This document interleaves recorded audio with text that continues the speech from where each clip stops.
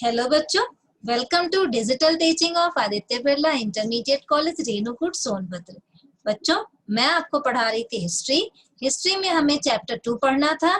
Chapter 2 है आपका Europe में समाजवाद और रूसी क्रांति, जिसमें इसके पहले वाले वीडियो में हमने आपको मैप भरना सिखाया था कि मैप में किस तरह से कौन कौन से कंट्रीज को आपको भरना है। आपको वर्ल्ड मैप यानी संसार का मैप मिलेगा। उस संसार के मैप में आपको फ्रांस के बारे में भरना, जो कि पहले चैप्टर में आपने पढ़ा था। उसके बाद यूरोपीय कंट्रीज जो यूरोपीय देश थे उनके बारे में आपको पढ़ना था, जो कि मैं बता चुकी हूँ। अब इस चैप्टर में हम पढ़ेंगे इसके आगे का। तो हम पढ़ रहे थे बच्चों, रूसी क्रांति के बारे में पढ़ना है, तो सामाजिक परिवर्तन का युग समझेंगे। तो फ्रांसीसी क्रांति के बाद जब फ्रांसीसी क्रांति हुई तो उस समय समाज जो है 3 स्टेट में बटा हुआ था। उस विचारधारा को लेकर के वहां पे जो क्रांति हुई, जिस तरह से परिवर्तन आया, राजा को हटाया गया और जो है राष्ट्रवाद की बात आई, तो ये धीरे धीरे पूरे यूरोप में फैलने लगा। इसी के साथ इसका असर जो है यूरोप के साथ एशियाई देशों में भी आया। तो ये जो रूसी क्रांति है, जो रूस का कुछ पार्ट यूरोप में भी आता है, कुछ भाग जो है एशिया में आता है, तो इसी के बारे में हम पढ़ेंगे। तो इस पूरे यूरोपीय तथा एशियाई भागों में जो लोग थे उनकी विचारधारा अलग थी समाज के बारे में। समाज के ऊपर किसका जो है अधिकार हो, समाज के ऊपर कौन जो है समाज को चला सकता है, इस पे इनके जो विचार थे वो अलग अलग थे।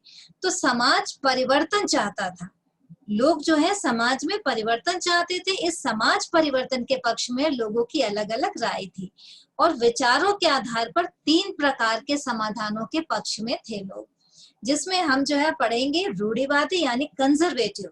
वे होते हैं जो किसी भी तरह का परिवर्तन नहीं चाहते हैं। वे चाहते हैं अगर परिवर्तन हो तो उसकी गति बिल्कुल धीमी हो और जो है अतीत को भी वो साथ में लेकर के चले और अतीत का सम्मान करें। दूसरे उदारवादी जो लिबरल्स होते हैं, ये चाहते हैं कि हाँ, चेंज होना चाहिए, समाज में चेंज की जरूरत है। और तीसरे आमूल परिवर्तनवादी जो कि रेडिकल्स होते हैं। तो इन तीनों के बारे में हम आपको पढ़ाएंगे बच्चों। तो एक पीडीएफ के माध्यम से हम आपको इसके बारे में बताते हैं।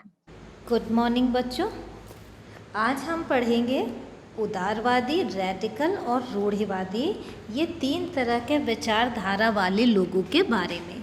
बच्चों, ये 3 तरह के विचारधारा वाले लोग सोवियत रूस में थे। सोवियत रूस में जब रूसी क्रांति हुई, यूरोपीय देश में जब रूसी क्रांति हुई, तो वहाँ पर इस तरह के विचारधारा वाले लोग थे। तो हम समझेंगे कि क्या था इनके विचारधारा में, इनकी सोच क्या थी। तो सबसे पहले बच्चों हम समझेंगे उदारवादियों के बारे में। उदारवादी कौन थे? उदारवादी समूह एक ऐसा समूह था जो समाज में परिवर्तन चाहता था, वो परिवर्तन का समर्थक था। ये उदारवादी ऐसा राष्ट्र चाहते थे जिसमें सभी धर्मों को बराबर का सम्मान और स्थान मिले। क्यों चाहते थे ऐसा? क्योंकि उस समय बच्चों देश के आमतौर पर, मतलब यूरोप के सभी देशों में आमतौर पर किसी एक धर्म को ही अधिक महत्व दिया जाता था। वो जो टाइम पीरियड था वहाँ पे जो है कोई एक खास धर्म होता था, उसको ज़्यादा वैल्यू देते थे, बाकी धर्मों को एक तरफ कर देते थे। तो इसलिए जो ये उदारवादी समूह वंश था, मतलब ऐसे विचारधारा वाले लोग जो परिवर्तन चाहते थे, ये लोग जो है वंश आधारित शासकों की अनियंत्रित सत्ता के भी विरुद्ध थे। मतलब वंश आधारित सत्ता यानी राजा के बाद उसका बेटा, उसके बाद उसका बेटा, इस तरह के जो शासक होते थे उनकी जो सत्ता वो अनियंत्रित होती थी, किसी के नियंत्रण में नहीं रहती थी। क्योंकि राजा के बेटे को राजा जब सत्ता मिली, वो शासक बना, तो वो किसी के नियंत्रण में नहीं रहेगा, अपने तरह से काम करेगा। तो इस तरह के जो है शासन के ये विरुद्ध थे। कौन? उदारवादी लोग। वे सरकार के समक्ष व्यक्ति मात्र के अधिकारों की रक्षा के पक्षधर थे। मतलब वो चाहते थे कि कोई भी व्यक्ति हो, उसके अधिकारों की रक्षा होनी चाहिए। उनका विचार था कि सरकार को किसी भी व्यक्ति के अधिकारों का हनन करने या उसे छीनने का अधिकार नहीं दिया जाना चाहिए। तो यह समूह प्रतिनिधित्व पर आधारित एक ऐसी निर्वाचित सरकार के पक्ष में था जो शासकों और अफसरों के प्रभाव से पूरी तरह से मुक्त हो, उस पर किसी भी तरह का कोई दबाव न हो और वो जो है समूह का प्रतिनिधित्व करता हो। और सुप्रशिक्षित न्यायपालिका द्वारा जो स्थापित, यानी कि एक ऐसी जो है न्यायपालिका जो पूरी तरह से प्रशिक्षित हो, उसके द्वारा जो है लाए गए कानूनों के अनुसार शासन कार्य चले, जैसा कि अभी प्रेजेंट टाइम पे हमारे देश में है। पर यह समूह लोकतंत्रवादी नहीं था। तो बच्चों ये भी समझना इसमें कि ये जो समूह था ये लोकतंत्र को नहीं मानता था। हमारे देश में लोकतंत्र है, नियम कानून के हिसाब से चलता, लेकिन ये जो सत्ता थी लोकतंत्रवादी नहीं थी।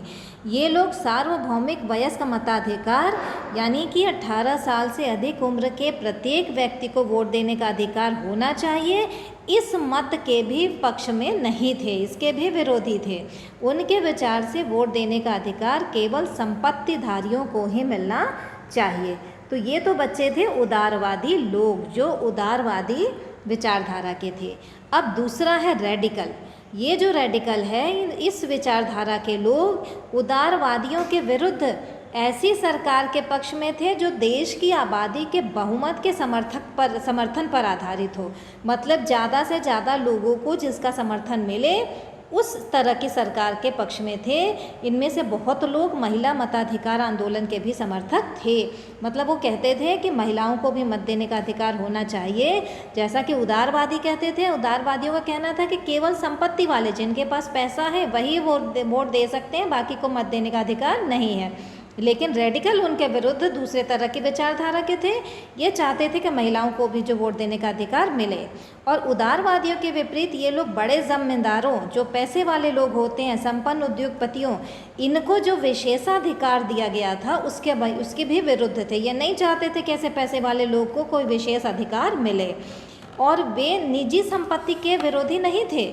मतलब जैसे कोई व्यक्ति हमारे यहाँ जो बड़े बड़े उद्योगपति, उनका अपनी निजी संपत्ति है, तो ऐसे लोग निजी संपत्ति इकट्ठा करते हैं, इसके विरोधी नहीं थे। उनका कहना था कि जो मेहनत करते हैं वो निजी संपत्ति इकट्ठा कर सकते हैं, लेकिन केवल कुछ लोगों के पास संपत्ति का संकेंद्रण हो, मतलब कुछ ही लोगों के पास संपत्ति हो, इसके विरोधी थे ये, इसका ये विरोध करते थे।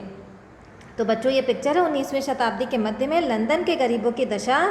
उसी समय एक व्यक्ति की दृष्टि में उसने जो है ये दशा की ये पिक्चर बनाई थी, जो कि आपकी किताब में दिया हुआ है बच्चों। अब तीसरा था रूढ़िवादी। रूढ़िवादी जो है, आप बहुत कॉमन, ये कंजर्वेटिव लोग होते हैं, नाम सुना होगा आपने घरों में भी कि आपकी दादी नानी बड़ी रूढ़िवादी विचार की हैं, तो ऐसी बातें आती हैं ना बच्चों। तो उसी तरह से इसको हम समझेंगे कि ये रूढ़िवादी विचारधारा वाले लोग, ये जो समूह था ये रेडिकल और उदारवादी दोनों के विरुद्ध थे। ये जो है दोनों तरह के विचारधारा के खिलाफ थे। इनका कहना था ये बदलाव बिल्कुल पसंद नहीं करते थे। लेकिन जब फ्रांसीसी क्रांति हुई उसके पश्चात ये रूढ़िवादी लोगों में भी जो है, ये लोग भी बदलाव की आवश्यकता को स्वीकार करने लगे कि हाँ ठीक है, थोड़ा बहुत बदलाव होना चाहिए। जैसे आपकी दादी नानी घर में है, वो बिल्कुल बदलाव नहीं चाहती, जो पुराने नियम कानून बने हुए हैं उसी हिसाब से काम होना चाहिए, उनको बिल्कुल पसंद नहीं है। लेकिन जब समाज में देख रहे हैं कि आज के तरीके के तौर तरीके देखने के बाद हाँ वो थोड़ा बहुत परिवर्तन भी एक्सेप्ट कर लेती हैं। तो बच्चों बिल्कुल उसी तरह, तो पुराने समय में जो 18वीं शताब्दी थी, उस समय रूढ़िवादी आमतौर पर बदलाव के विचारों का विरोध करते थे, बिल्कुल बदलाव नहीं चाहते थे, कंजर्वेटिव थे ये, इनको बदलाव नहीं पसंद था। लेकिन जब 19वीं सदी आई, तब ये 19वीं सदी आते आते धीरे धीरे इनको लगने लगा कि हाँ कुछ बदलाव होना चाहिए। लेकिन इनका कहना था कि बदलाव आवश्यक हो गया है, परंतु हमें अतीत का सम्मान किया जाना चाहिए, अर्थात अतीत को पूरी तरह से ठुकराया नहीं जाए और बदलाव की जो प्रक्रिया है वो धीमी हो। तो आप अपने घरों में देखेंगे बच्चों, तो आपको बिल्कुल ये चीज़ समझ में आ जाएगी कि रूढ़िवादी विचारधारा के लोग कैसे होते हैं। और फ्रांसीसी क्रांति के पश्चात उत्पन्न हुई राजनीतिक उथल पुथल के दौरान सामाजिक परिवर्तन पर केंद्रित इन विविध विचारों के बीच काफ़ी टकराव हुआ। मतलब जब फ्रांसीसी क्रांति हुई उसके बाद जो है ये राजनीतिक उथल पुथल हुआ जो यूरोप में, तो इसमें इस तरह के विचारधारा वाले लोग थे, उनके बीच में काफ़ी टकराव हुआ। और 19वीं सदी के क्रांति और राष्ट्रीय कायंत्रण के विभिन्न प्रयासों ने इन सभी राजनीतिक धाराओं की सीमाओं और संभावनाओं को स्पष्ट कर दिया। इसी चीज़ को हमें बच्चों आपको इस चैप्टर में पढ़ना है।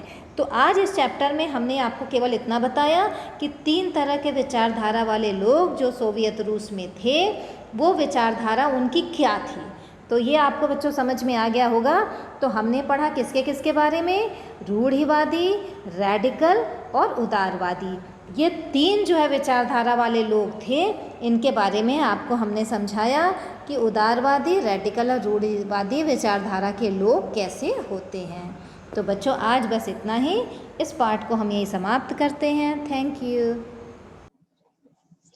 तो बच्चों ये था समाज में परिवर्तन के बाद, समाज में परिवर्तन का विचार रखने वाले लोगों के बाद जो तीन तरह के विचारधारा वाले लोग थे, उदारवादी और आमूल परिवर्तनवादी यानी कि रेडिकल और कंजर्वेटिव जो रूढ़िवादी थे। ये तीन तरह के लोग थे, कंजर्वेटिव, लिबरल्स और रेडिकल्स। तो इन तीन विचारधारा वाले लोगों के बारे में हमने पढ़ा। अब इसके बाद हम जो है इसके आगे का पार्ट हम अगले वीडियो में पढ़ेंगे। Thank you.